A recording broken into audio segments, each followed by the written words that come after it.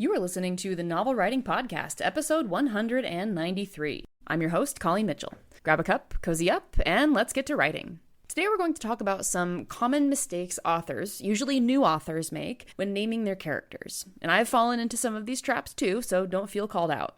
I'm calling myself out at the same time. Character names can be more important than we realize. Readers need to keep track of them, need to differentiate them, and a lot of them like being able to pronounce names, whether it's in their head or out loud. I know the fantasy genre in particular is notorious for coming up with both character and place names that end up a mental jumble because the pronunciation isn't obvious and a pronunciation guide wasn't provided.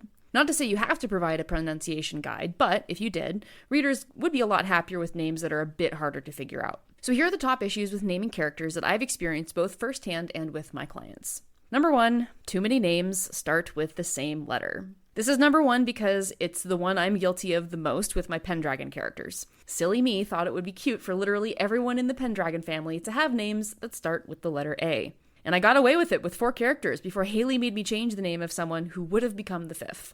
Names that begin with the same letter are inherently difficult to differentiate from each other unless they are drastically different lengths. It's easier to visually identify Alexander versus Abe, for example. But it still puts a lot of the burden of differentiation on the reader, rather than coming up with names that are unique enough from each other. If I could go back and change the names of my Pendragons so that they were easier to tell apart, I might change a couple. Sometimes I even mix up the characters myself when I'm writing, which can cause for some confusion. And on top of it all, I had a character in book 3 that absolutely had to have the name that began with A, so I added to my own problem by not having a wider variety of names from the start. Number 2 is too many names that are the same or similar length. While it's easier to differentiate characters with names that begin with different letters, the brain of a reader can get fatigued or confused if all the names are around the same length. This has to do with pattern recognition. If the brain sees the same sized word over and over again, even if the beginning letters are different, it can start to gloss over them, and then the reader ends up confused about which character is in play. It's the same thing with sentence and paragraph variation. I'm sure you've heard the advice to make sure your sentences vary length, your paragraphs vary length, etc. It's the same with names. This one can be hard to catch on our own, which is why it's a good idea to have alpha or beta readers specifically watching for this issue. It can be one of the things you ask your critters to look for. Number 3 is combo platter. Too many names that both start with the same letter and are similar lengths. The worst case scenario of problems 1 and 2 is when they combine and you end up with multiple names that are all the same-ish length and they all start with the same letter. And this was another big goof with my books. Again, my Pendragons have A names, and unfortunately they ranged from 4 letters to 6 letters long. Aragon, Amity, Argent, and Adam. And you can probably tell just by me listing them out loud that it would be hard to keep them straight in the story. And I most frequently get tripped up by Aragon and Argent because they both have hard G sounds in the middle, and they're in scenes together. A lot. Number 4 is readers can't pronounce them. Now, this mistake alone is not a reason to always have easily pronounceable names. It depends on your story. It depends on the culture within your story, whether you care if readers can pronounce the names, and whether you include a pronunciation guide at the beginning of the book. Even though I think all the names in my books are easy to pronounce, I've gotten feedback from readers that the pronunciation guide I included is actually really helpful. And it's also helpful because the way I pronounce Argent is not the way most people would pronounce it because it's a French word. Fantasy genres in particular often have a lot of names, both character and place, that are difficult to pronounce. The reason I list this as a common mistake is because it pulls the reader out of the narrative. If they have to pause to figure out how to pronounce a name, it can interrupt the story flow. Oftentimes, if a reader can't figure it out, the name will be a mashed jumble in their head whenever they see it, which probably isn't what you're going for as the author, or they'll pronounce it wrong and kind of do a double take when they learn the correct way to pronounce it.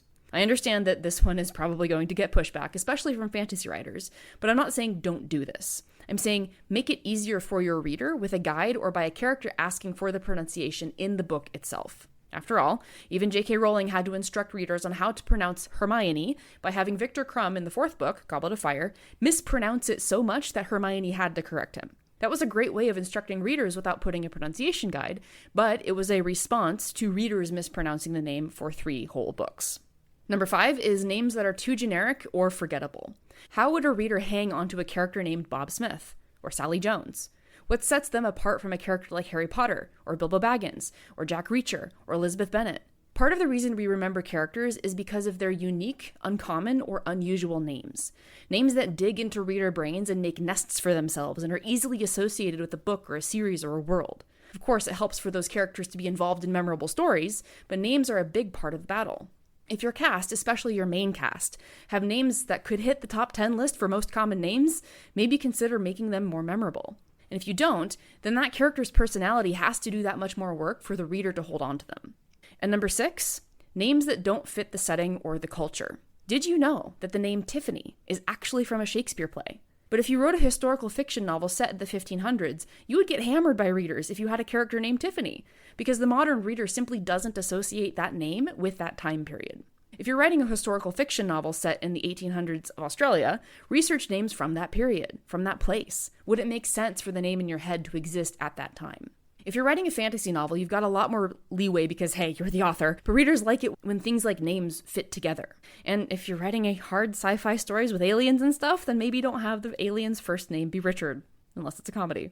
As always, take these suggestions with a grain or a bucket of salt. It depends on your unique writing circumstances, your stories, and your characters for which names you choose. I hope this list of mistakes was helpful, and if you're guilty of any of these, don't feel too bad, but think about taking some time to do a character name inventory and see if you could change some up.